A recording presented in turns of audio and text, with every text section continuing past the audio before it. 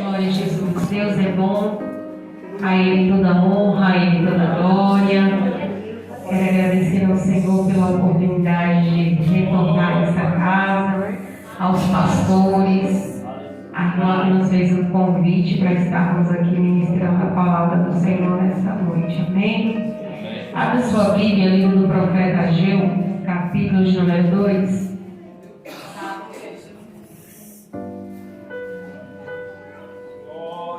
Ageu, capítulo de número 2.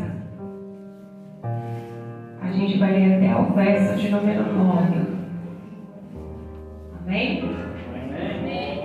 Eu não estou muito diferente do irmão, não. Com a exceção que o seu quebrou, né? O meu preciso fazer. A gente fica assim, a noite assim, baralhando. Enquanto baralhando, a gente vai remediando, né?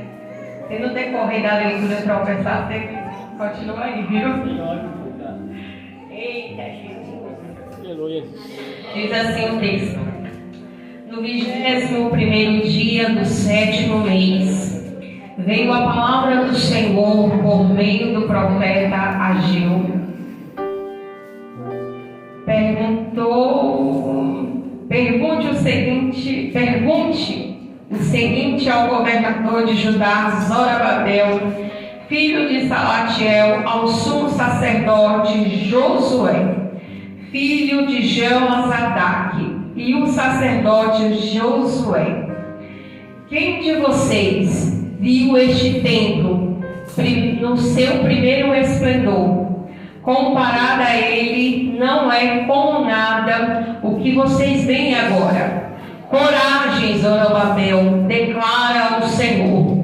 Coragem, sumo sacerdote Josué. Coragem ao trabalho, ó povo da terra, declara o Senhor, porque eu estou com vocês, declara o Senhor dos exércitos. Esta é a aliança que fiz com vocês. Quando vocês saíram do Egito, o meu Espírito está entre vocês. Não tenham medo, assim diz o Senhor dos exércitos. Dentro de pouco tempo farei tremer o céu e a terra, o mar e o continente. Farei tremer todas as nações, a qual trarão para cá os seus tesouros, e encherei este templo de glória, diz o Senhor dos exércitos. Tanto a prata quanto o ouro me pertence, declara o Senhor dos exércitos. A glória deste novo templo será maior do que a do antigo, diz o Senhor dos exércitos. E neste lugar estabelecerei a paz, declara o Senhor. A versão João Ferreira de Almeida diz: a glória dessa última casa será maior do que a primeira. Amém? Podeis assentar em nome de Jesus, glorificando ao Senhor. Aleluia. Esse texto não é um texto não comum para a igreja. Todo mundo já ouviu falar acerca dessa passagem de Ageu capítulo 2, verso de número 9. Entretanto, o Senhor, Ele tem algo novo para as nossas vidas aqui nessa noite. Amém? Quando Deus criou a sua imagem e semelhança, quando Deus criou o homem no jardim do Éden, era propósito de Deus que Deus tivesse essa comunhão, essa intimidade com o homem. Mas por causa do pecado, pela queda de Adão e Eva, houve a separação entre Deus e o homem. Essa ligação, essa intimidade que Deus tinha com o homem foi quebrada. Todas as vezes que Deus precisava falar com o homem, Deus descia no Éden e ali Deus tinha um relacionamento direto com o homem. Mas por causa do pecado, isso foi quebrado. E é interessante enfatizar aqui que Deus criou o homem para que o homem vivesse na sua total comunhão com Deus. É bem verdade que quando Deus cria o homem, a sua imagem e semelhança, Deus ele tinha um propósito de jamais se distanciar do homem. Quando a Bíblia diz que Davi desejou para o Senhor, Deus não permitiu que Davi o estabelecesse, porque as suas mãos tinham sangue derramado. Então Salomão, ele constrói esse templo para o Senhor, esse novo templo conhecido como o Templo de Salomão, cheio de glória, cheio de riqueza, aonde tinha ali toda a presença do Senhor. Foi construído com prata, com ouro, um lugar muito bonito, muito bem planejado. Deus deu instrução para o homem que ali o Senhor fosse adorado, que ali o Senhor fosse glorificado. Mas a Bíblia também vai dizer que o homem começou a se distanciar da presença do Senhor. Ao mesmo tempo que no templo a glória do Senhor invadiu aquele ambiente, que na inauguração do templo os sacerdotes não conseguiram ficar de pé. Passados os anos, o povo começou a se distanciar de Deus, a se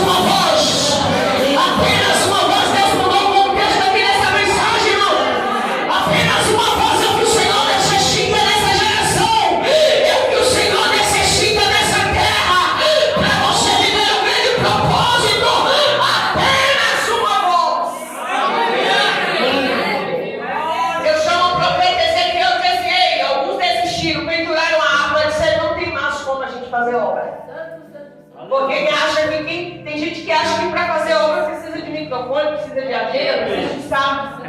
Você não precisa não, irmãos.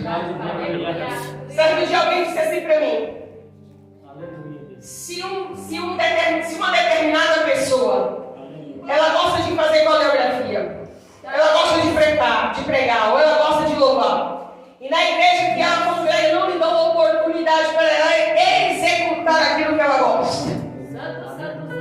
Você disse: não, peraí. Ela gosta de pregar? Gosta de louvar? Gosta. Gosta de fazer coreografia? Gosta. As praças é o culto. A esquina do mercado é uma igreja. Estabeleça a sua adoração.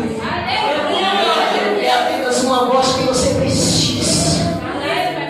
Tem gente aí perdendo o chamado de Deus, pendurando a harpa, porque não tem lugares específicos. E quando o Senhor está dizendo para você, você tem toda Samaria, toda a Judeia para fé. Chama um grupo de coreografia, vai para rua, chama alguém para pregar e vai para a rua. O Senhor disse assim ao profeta Ezequiel, você foi chamado para ver algum grande propósito. Você foi chamado para viver o que ninguém quer viver. Porque diante da dificuldade, diante da adversidade, a gente tem dois objetivos: ou a gente senta, se lá vem, ou a gente se levanta para viver aquilo que Deus preparou para nós. A Bíblia diz que Deus chamou o profeta Ezequiel, mostrou ao profeta Ezequiel a visão do capítulo 37 de Ezequiel, falando acerca de Jerusalém. O Senhor disse assim: Ezequiel, você está vendo esses ossos? Estou vendo, Senhor. Eles poderão reviver? Ezequiel disse assim: Senhor, tu sabes. O que o profeta estava dizendo para o Senhor é isso: Senhor, tu és o Senhor, eu sou apenas boca. Tu és o Senhor e eu sou simplesmente porta-voz. Pregador não faz fogo descer na igreja. Pregador não toca fogo no arraial dos filisteus. Pregador não faz aqueles que o pessoal costuma dizer, né? Não faz, irmão. A glória é de Deus. Quem traz um ambiente de glória para o culto é Deus.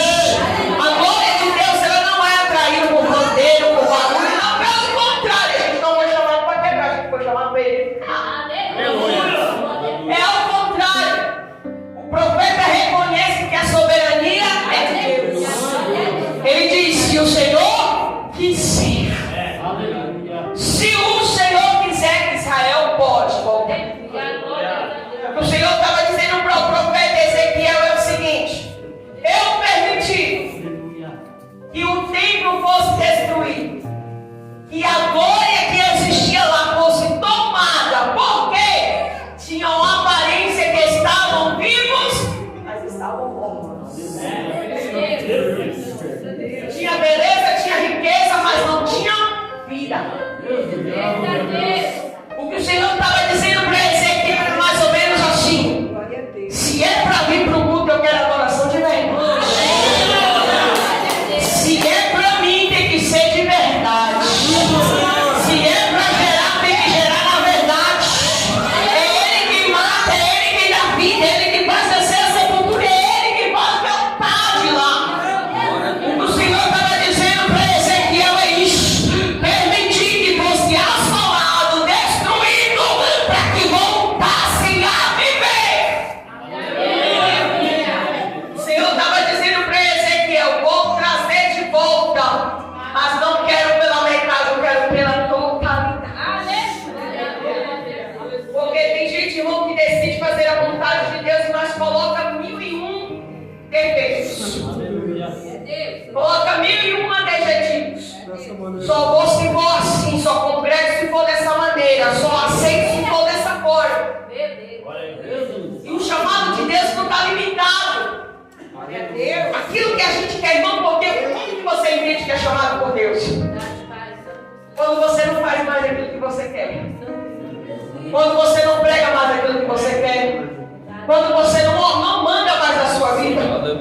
Porque quantas e quantas vezes a gente diz assim: hoje eu entrego o ministério. Hoje eu entrego a direção dessa obra. Hoje eu entrego a direção dessa coreografia. Hoje eu paro de executar isso quando você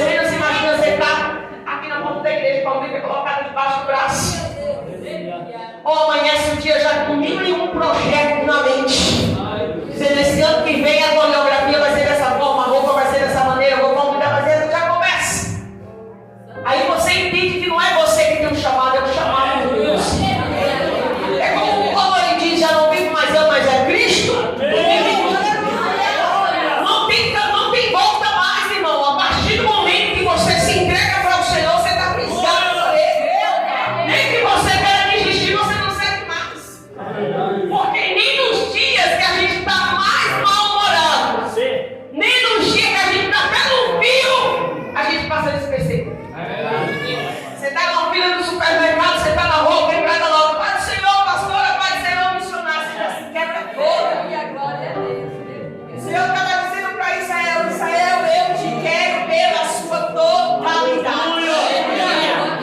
A Bíblia diz que Deus dá a visão a Ezequiel. Diz a Ezequiel, vou trazer de volta, vou soprar o meu espírito sobre eles. E eles voltarão a viver em unanimidade. Quem andava disperso não vai andar mais. Quem andava longe não vai andar mais. Só quem um dia, irmão, sentiu essa glória não consegue viver mais. Só quem ama a presença de Deus não negocia o ministério.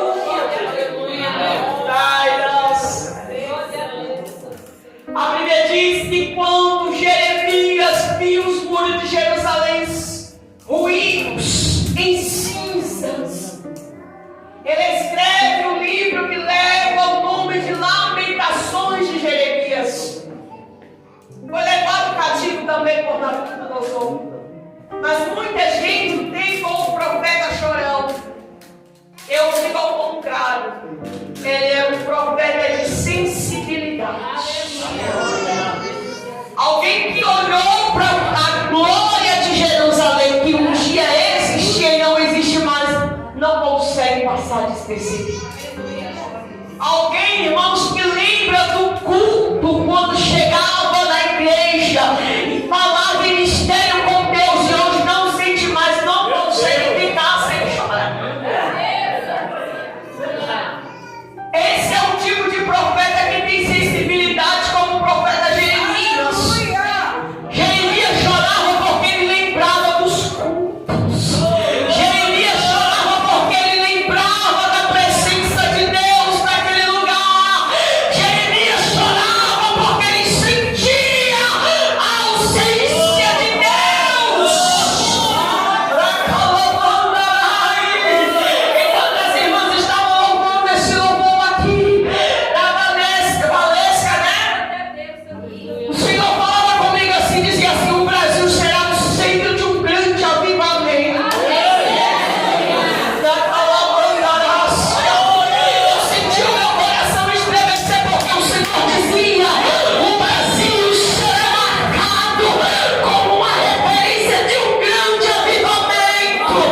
Oh, aleluia! Só quem sente a presença do Espírito Santo, irmão, consegue ser sensível à sua voz. Jeremias chorava, se lamentava, dizendo: foi-se a glória de Deus, foi-se a glória de Israel, porque se lembrava dos cultos, se lembrava da presença, se lembrava da glória que existia e não existe mais.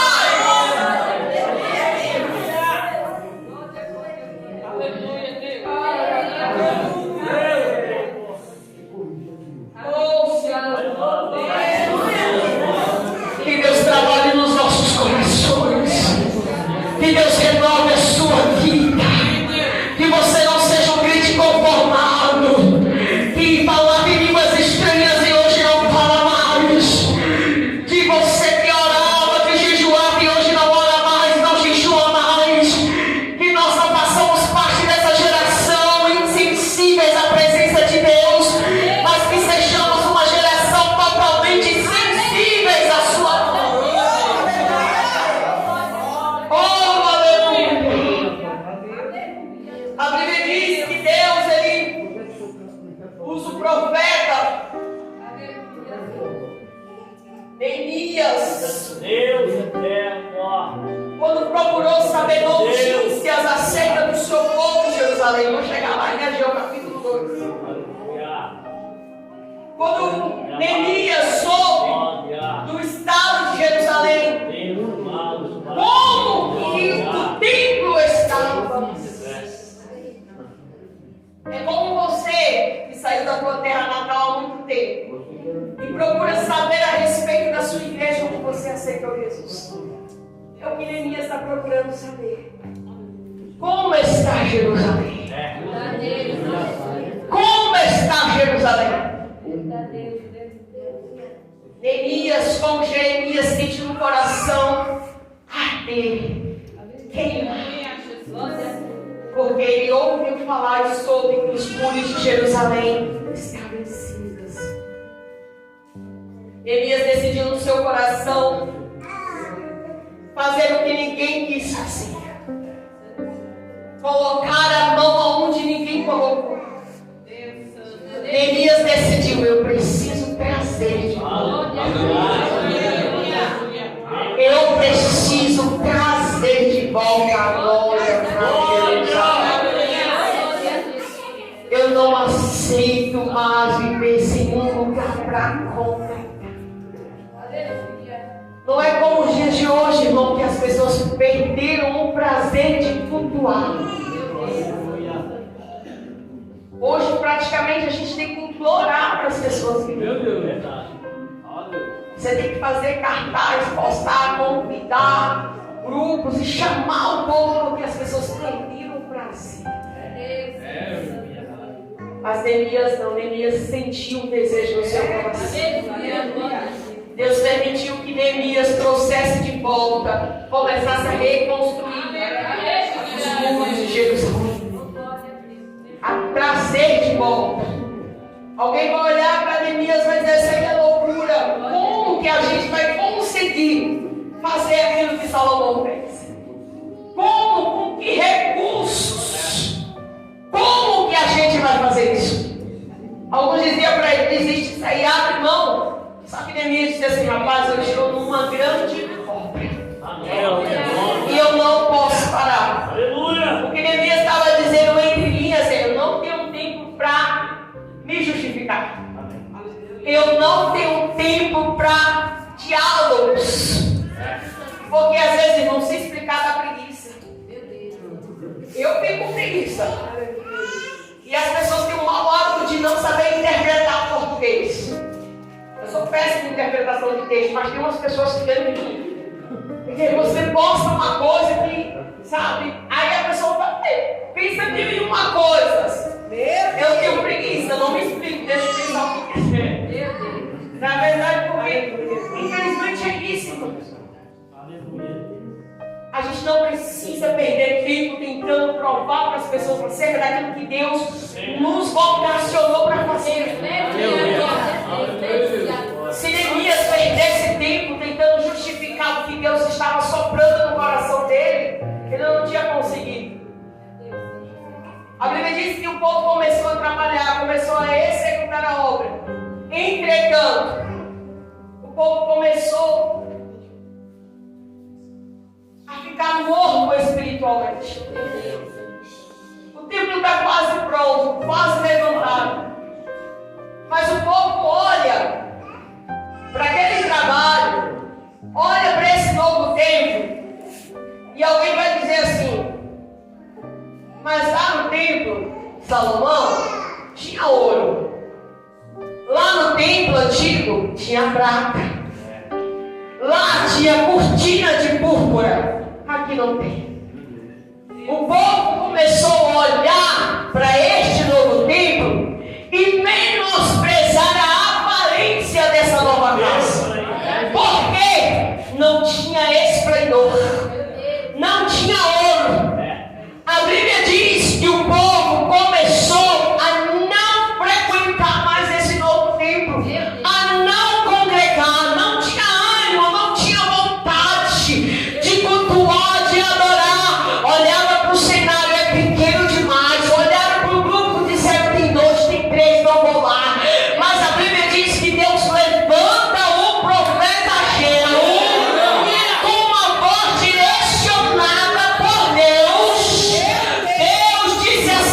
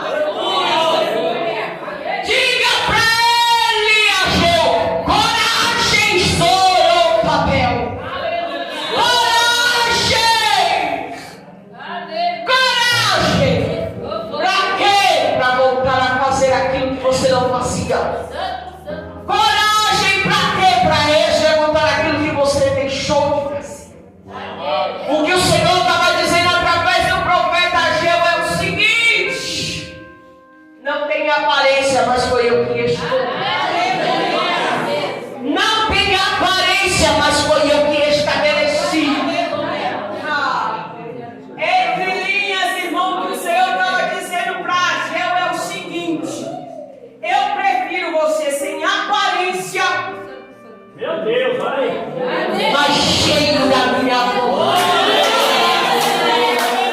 Eu prefiro você sem aparência, mas lotado de Deus.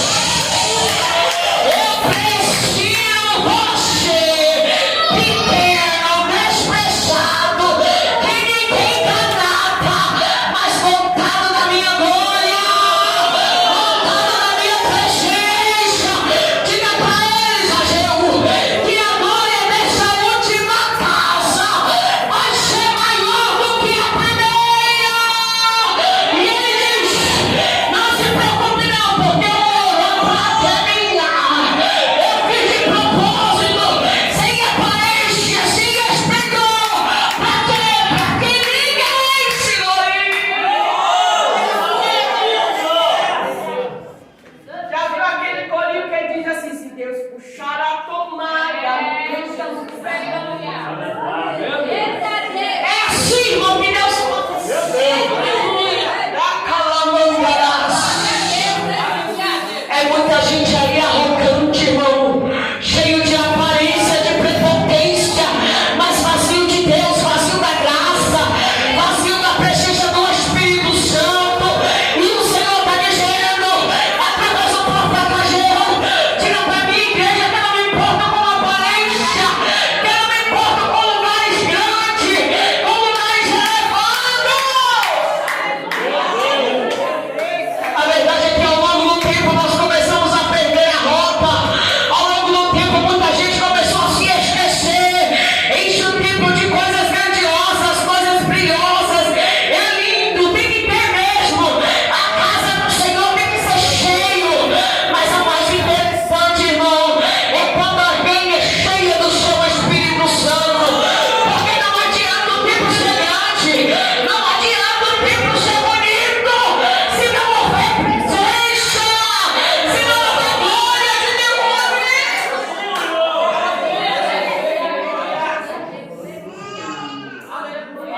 Aí às vezes a gente chega em lugares tão grandes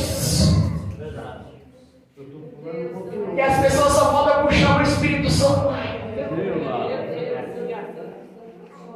Tem lugares que a gente chega, irmão, clamando: Senhor, quando é que o Senhor vai vir mesmo? Quando é que o Senhor vai chegar nesse culto? Porque se preocupa com roupa, com coxinha, com tudo. Mas se esqueceram da parte principal. Buscar a presença de Deus. Exaltar aquele que te nos toda honra. O povo começou a desprezar, irmão, as coisas pequenas. Desprezar o ambiente.